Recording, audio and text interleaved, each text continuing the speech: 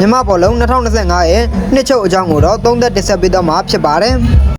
်အပိုင်း1မှာတော့2025ခုနှစ်ထဲမှာအမျိုးသမီးအသင်းတွေဖြစ်တဲ့ဝင်ရောက်ရှင်ပြိုင်ခဲ့ကြတဲ့ပြိုင်ပွဲတွေရဲ့ရလဒ်တွေကိုတော့ကျွန်တော်ရေးသားဖော်ပြခဲ့ပူးပါတယ်ဗီဒီယိုတွေအများပြားနဲ့လည်းတင်ဆက်ခဲ့ပူးပါတယ်ယခုအပိုင်း1မှာတော့မြန်မာအမျိုးသားအသင်းတွေဝင်ရောက်ရှင်ပြိုင်ခဲ့တဲ့ပြိုင်ပွဲတွေနဲ့ရလဒ်တွေကိုတော့ဖော်ပြပေးသွားခြင်းပါတယ်ဒီနေရာမှာကျွန်တော်အနေနဲ့တခုတောင်းပန်ခြင်းပါတယ်ကျွန်တော်အနေနဲ့နှစ်ချုပ်ဖော်ပြပေးသွားမှာဖြစ်တဲ့အတွက်ကြောင့်ရလဒ်တွေနဲ့အချက်လက်တွေကိုတော့ဥစွာဖော်ပြပေးသွားမှာဖြစ်ပါတယ်ကျွန်တော်တို့မြန်မာနိုင်ငံတော်အဖွဲ့ချုပ်မှာဆိုရင်တော့ဖြင့် MNFF ဟာအမျိုးသားဘောလုံးအဖွဲ့ချုပ်ဖြစ်တဲ့ U19 U19 U22 နဲ့လက်ရွေးစင်အသင်းကြီးတွေဆိုပြီးတော့၄သင်းရှိပါတယ်ကျွန်တော်အနေနဲ့ဘောလုံးအကြောင်းကိုပဲဖော်ပြပေးသွားမှာဖြစ်လို့ဖူးစဲအကြောင်းတွေကိုတော့ထားခဲ့ကြပါတယ်ကျွန်တော်အနေနဲ့ရောထွေးပြီးတင်လိုက်မယ်ဆိုရင်ဗီဒီယိုတွေကအတရန်ကိုကြာရှည်သွားမှာဖြစ်တဲ့အတွက်ကြောင့်မို့တောင်းပန်ခြင်းပါတယ်မြန်မာယူဆက်ခွင်အသင်းဟာအော်တိုဘာထဲမှာပဲထိုင်းဖိတ်ကလူငယ်ပြိုင်ပွဲကိုဝင်ရောက်ရှင်ပြိုင်ခဲ့ရာနှစ်ပွဲနိုင်တစ်ပွဲရှုံးနေခဲ့ပါတယ်မြန်မာယူဆက်ခွင်အသင်းဟာထိုင်းဖိတ်ကိုပြိုင်ပွဲမှာတော့အုပ်စု A မှာထိုင်းကလပ်အသင်း3သင်းနဲ့တွေ့ရှိခဲ့ပါတယ်မြန်မာယူဆက်ခွင်အသင်းဟာပထမပွဲစဉ်မှာပဲ3ဂိုး4ဂိုးနဲ့ရှုံးနေခဲ့ပါတယ်ဒုတိယပွဲစဉ်မှာတော့3ဂိုး2ဂိုးနောက်ဆုံးပွဲစဉ်မှာတော့2ဂိုး1ဂိုးနဲ့အနိုင်ရရှိခဲ့တာလည်းဖြစ်ပါတယ်မြန်မာယူဆက်ခွင်အသင်းဟာနိုဝင်ဘာလထဲမှာပဲ2026အာရှဖလားယူဆက်ခွင်ပြိုင်ပွဲခြေစစ်ပွဲကိုတော့အရှင်အဖြစ်လက်ခံကျင်းပကစားခွင့်ပဲရခဲ့ပါတယ်အုပ်စုအတွင်းမှာတော့အိုမန်စီးရီးယားအာဖရိကန်နစ္စတန်နီပေါအသင်းတွေနဲ့အတူကြားရောက်ခဲ့ပါတယ်ကျွန်တော်တို့မြန်မာယူဆက်ခွင်အသင်းဟာအုပ်စုအတွင်းမှာပဲအာဖဂန်နစ္စတန်အသင်းကိုတော့3ဂိုး1ဂိုးနီပေါအသင်းကိုတော့4ဂိုး0အိုမန်အသင်းကိုတော့2ဂိုး0နဲ့အတူအနိုင်ရရှိခဲ့ပြီးတော့စီးရီးယားနဲ့2ဂိုး2ဂိုးတရေကြကခြေစစ်ပွဲကိုအောင်မြင်ခဲ့ပါတယ်မြန်မာယူဆက်ခွင်အသင်းကိုတော့နီးပြချုပ်ဖြစ်တဲ့ဦးကျော်စရာကပဲတာဝန်ယူကန်တွယ်ခဲ့တာလည်းဖြစ်ပါတယ်မြန်မာယူဆက်ကွန်အသင်းကတော့2025ခုနှစ်ထဲမှာပဲနိုင်ငံတကာပြိုင်ပွဲတွေတခုမှမရှိလို့ဝင်ရောက်ရှင်ပြိုင်ခဲ့ခြင်းလည်းမရှိပါဘူးမြန်မာယူ22အသင်းဟာမတ်လထဲမှာပဲဟောင်ကောင်ယူ22အသင်းကိုဖိတ်ခေါ်ပြီးတော့ရန်ကုန်မြို့နိုင်ငံတကာခြေစစ်ပွဲအဖြစ်နှစ်ပွဲကစားခဲ့ပါတယ်ပထမပွဲစဉ်မှာပဲဂိုးမရှိသေးကြတယ်လို့ဒုတိယပွဲမှာလည်း2ဂိုး2ဂိုးနဲ့တရေကျခဲ့ပြန်ပါတယ်အဲ့ဒီနောက်ပိုင်းမှာတော့မြန်မာယူ22အသင်းဟာဇွန်လဆန်းမှာတော့တရုတ်ဘောလုံးအဖွဲ့ချုပ်ဖြစ်တဲ့ CFA ရဲ့ဖိတ်ခေါ်မှုနဲ့တရုတ်နိုင်ငံကိုသွားပြီးတော့တရုတ်ယူ22အသင်းနဲ့ခြေစစ်ပွဲနှစ်ပွဲကစားခဲ့ရပါတယ်ခြေစစ်ပွဲမှာတော့2ဂိုး0နဲ့ရှုံးနေခဲ့တယ်လို့ဒုတိယပွဲစဉ်မှာလည်း2ဂိုး2ဂိုးနဲ့ရှုံးနေခဲ့ရပြန်ပါတယ်မြန်မာယူ22အသင်းဟာဇွန်လလာတဲ့အင်ဒိုနီးရှားနိုင်ငံမှာပဲကျင်းပတဲ့2025ခုနှစ်အာဆီယံယူ23ချန်ပီယံရှစ်ပြိုင်ပွဲကိုတော့ဝင်ရောက်ရှင်ပြိုင်ရပါတယ်အဲ့ဒီပြိုင်ပွဲမှာတော့မြန်မာယူ22အသင်းဟာအုပ်စု C မှာထိုင်းတီမော့ယူ22အသင်းတွေနဲ့အတူကြားရောက်ခဲ့ပါတယ်မြန်မာအသင်းဟာအုပ်စုပထမပွဲစဉ်မှာပဲအသင်းငယ်လေးဖြစ်တဲ့တီမော့အသင်းကို4ဂိုး4ဂိုးနဲ့တရေကျခဲ့ပြန်ပါတယ်မြန်မာအသင်းဟာအုပ်စုဒုတိယပွဲစဉ်မှာတော့နာမည်ကြီးအသင်းဖြစ်တဲ့ထိုင်းယူ22အသင်းကိုတော့ဂိုးမရှိသေးနဲ့ကစားနိုင်ခဲ့ပါတယ်ဒါပေမဲ့မြန်မာအသင်းဟာအဖွင့်ပွဲမှာပဲမထင်မှတ်ဘဲတီမော့အသင်းငယ်ကိုတော့တရေကျခဲ့တာကြောင့်အုပ်စုအဆင့်ကနေမဲ့လက်ပြန်ခဲ့ရပါတယ်မြန်မာယူ22အသင်းဟာစက်တင်ဘာလထဲမှာပဲ2026အာရှဖလားယူ23ပြိုင်ပွဲကိုတော့ခြေစစ်ပွဲအုပ်စုပထမအဆုံးပွဲစဉ်ကိုတော့အင်ရှင်ကွင်းအဖြစ်ရန်ကုန်မြို့မှာပဲလက်ခံကျင်းပခွင့်ရရှိခဲ့ပြန်ပါတယ်မြန်မာယူ22အသင်းဟာအာရှခြေစစ်ပွဲမှာတော့အုပ်စု B မှာတော့အသင်းကြီးတွေဖြစ်တဲ့ဂျပန်ကူဝိန်းအာဖရိကန်နစ္စတန်အသင်းတို့နဲ့အတူကြားရောက်ခဲ့ပြန်ပါတယ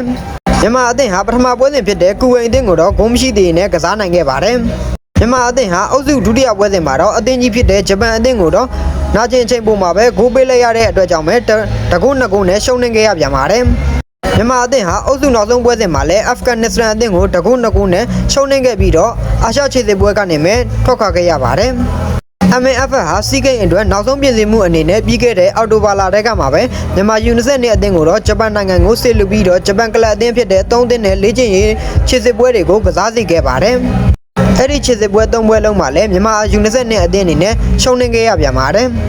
်မြန်မာယူ22အသင်းဟာ2025ထိုင်းစည်းကိန်းမှာတော့ဖိလစ်ပိုင်အင်ဒိုနီးရှားအသင်းတွေနဲ့အတူအုပ်စုတွင်းမှာကြားရောက်ခဲ့ပြီးတော့ဖိလစ်ပိုင်အသင်းကိုတော့0-2ဂိုးနဲ့အင်ဒိုနီးရှားအသင်းကိုတော့2ဂိုး3ဂိုးနဲ့ရှုံးနေခဲ့ပြီးတော့အုပ်စုကနေပဲထွက်ခွာခဲ့ရပြန်ပါတယ်မြန်မာယူ22အသင်းကိုတော့ဂျပန်နိုင်ငံသားနီးပြဖြစ်တဲ့ကူရိုဆာကီကပဲတာဝန်ယူကင်တွယ်ခဲ့ပြီးတော့စည်းကိန်းအပြီးမှာပဲ MNFF နဲ့လမ်းကွဲသွားခဲ့ပါတယ်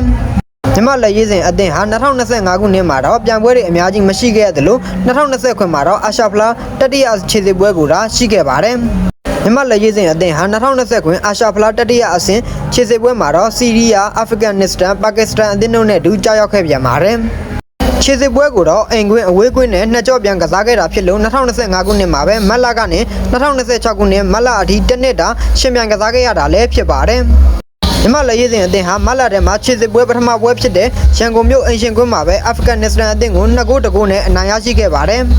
မြန်မာလက်ရွေးစင်အသင်းဟာဇွန်လထဲမှာပဲပါကစ္စတန်အသင်းနဲ့ရန်ကုန်မြို့မှာအိမ်ခွင့်အဖြစ်ရှင်မြန်ကစားခဲ့ရာ1-0နဲ့အနိုင်ရရှိခဲ့ပါတယ်